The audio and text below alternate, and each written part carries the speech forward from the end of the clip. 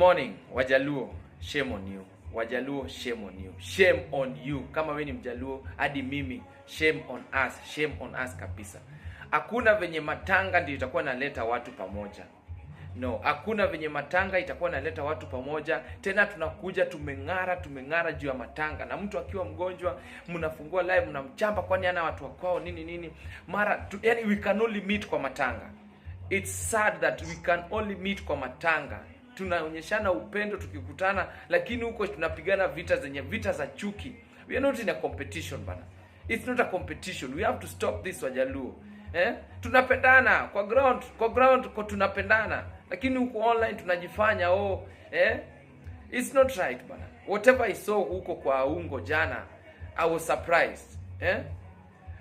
Na wasichana wetu. Jamani. Shame on us anyway. Hakuna